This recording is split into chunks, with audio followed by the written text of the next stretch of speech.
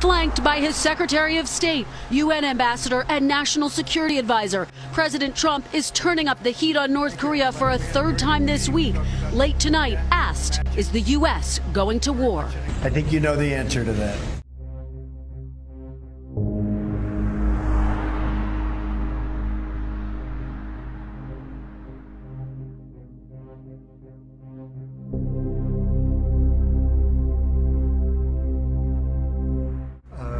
He has disrespected our country greatly.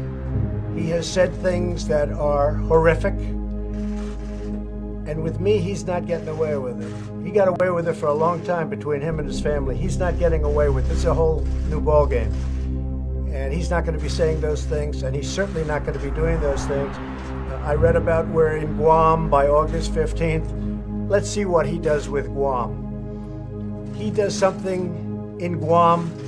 It will be an event the likes of which nobody's seen before, what will happen in North Korea. It's not a dare, it's a statement.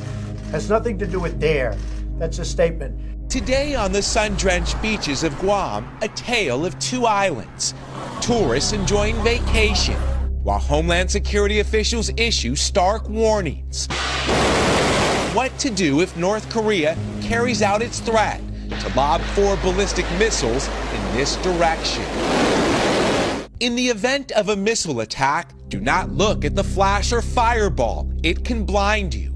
Take cover under a concrete structure or below ground. Lie flat on the ground and cover your head. It could take 30 seconds or more for the blast wave to hit. And if caught outside, shower with lots of soap and shampoo to help remove radioactive contamination. Washing hair and taping windowsills and stuff like that, that's kind of new to us. This is a weapon that we don't want to mess around with. North Korea's military says its missiles would drop fear into the United States, splashing down in international waters 20 miles off Guam. At that distance, this is roughly how close the missiles would come to shore. Guam is still visible on the horizon. It's roughly a 20-minute boat ride back to land. These 15 sirens, all at low-lying areas, would warn the public of an imminent threat. Not far from the sands where families frolic, B-1 bombers sit ready to launch. Our motto is ready to fight. The wing mission right now is to provide President Trump with any options. The military ready to go. This morning, Mr. Trump using another bullhorn, tweeting, military solutions are now fully in place, locked and loaded. Should North Korea act unwisely, hopefully Kim Jong-un will find another path, warning leader Kim Jong-un. And this man will not get away with what he's doing, believe me. And if he utters one threat in the form of an overt threat, or if he does anything with respect to Guam or any place else that's an American territory or an American ally, he will truly regret it, and he will regret it fast. U.S. President Donald Trump has warned the Democratic People's Republic of Korea that the U.S. military is ready to deal with any missile threats. He's not going to go around threatening Guam, and he's not going to threaten the United States, and he's not going to threaten Japan, and he's not going to threaten South Korea. No, that's not a dare, as you say. That is a statement of fact. NBC's Peter Alexander pressing him. Mr. President, what do you mean by military solutions are locked and loaded as it relates to North Korea? Well, I think it's pretty obvious. We are looking at that very carefully, and I hope that they are going to fully understand the gravity of what I said. And what I said is what I mean.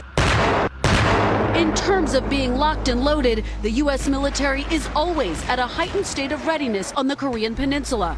Pentagon officials tell NBC News so far they haven't moved in any new military hardware and stress the region is already armed with deep penetrating missiles, B-1 bombers in Guam, Navy destroyers and submarines. The North Korean government is firing back at the president's stepped-up rhetoric, accusing the U.S. of driving the crisis to the brink of a nuclear war. Tonight, international partners from China to Germany are urging all sides to turn down the heat. The president defiant. My critics are only saying that because it's me. If somebody else uttered the exact same words that I uttered, they'd say, what a great statement, what a wonderful statement. I know that President Obama said global warming is the biggest threat. I totally disagree. I say that it's a simple one. Nuclear is our greatest threat worldwide. Not even a question, not even close. So I'd like to de-nuke the world. I would like Russia and the United States and China and Pakistan and many other countries that have nuclear weapons, get rid of them. But until such time as they do, we will be the most powerful nuclear nation on Earth by far. Tonight, Guam caught in the middle, paradise in the crosshairs. Government officials say despite this startling two-page warning telling people to find safety in parking lots or bunkers, they say they should have about a 14-minute heads up if missiles were coming in this direction. Still, this was a startling read for so many headed to the beach this weekend. Lester? Yeah, pages out of the Cold War indeed. I want our nuclear arsenal, to be the biggest and the finest in the world. And we've spent a lot of money, a lot of time, and a lot of effort. And it's in tip-top shape and getting better and getting stronger. And until such time as this scourge disappears, we will be so much better and so much stronger than anybody else. And nobody, including North Korea, is going to be threatening us. North Korea has revealed further details of its plan to fire ballistic missiles into the sea near Guam.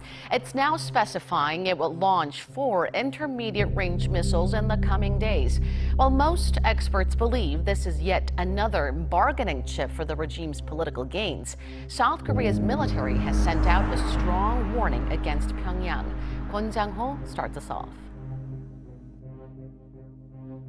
On Wednesday, Pyongyang announced it was carefully examining an operational plan to launch a ballistic missile strike in the areas around Guam. On Thursday, the North said they are seriously examining that threat. Extra details were announced on North Korean state media, saying that the plan entails launching 4 Hwasong-12 intermediate-range ballistic missiles. It said the rockets will travel over Japan exactly 3,356.7 kilometers for 1,065 seconds and hit the waters around Guam 30 to 40 kilometers away from the island. Reiterating Wednesday's statement, the purpose of the strike is said to be to deter US military assets from mobilizing from the island and to send a message to Washington. Plan, it said, is set to be finalized and reported to Kim Jong-un by mid-August. South Korea's Joint Chiefs of Staff, meanwhile, have issued a strong response to Pyongyang's threat towards Guam and other recent threats to South Korea and the US. They said it's a serious challenge to the Korean people and the South Korea-US alliance and warned the regime against carrying out any action. If North Korea ignores our warning and carries out this provocation, they will face strong and firm punishment from our military and the South Korean-US alliance. China, very much a key player, a neighbor of North Korea, an ally of North Korea. They're saying, the foreign ministry, that all sides should be cautious with their words and actions. They do say that through the state media that if North Korea strikes first, they will stay on the sidelines. They will stay neutral. But if the United States and South Korea stage their own preemptive strike, then China will, in the words of the media, prevent it.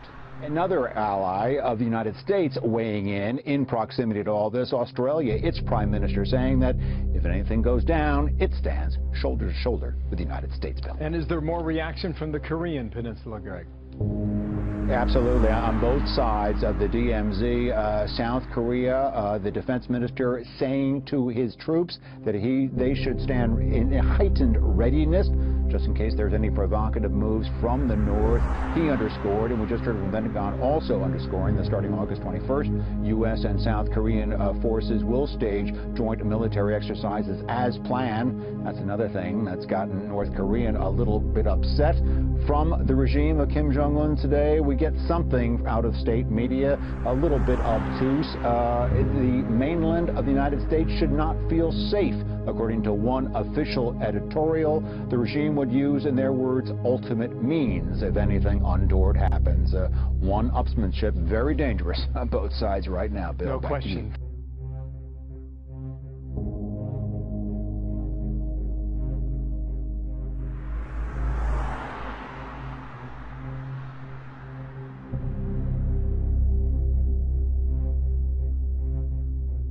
I would like to denuke the world.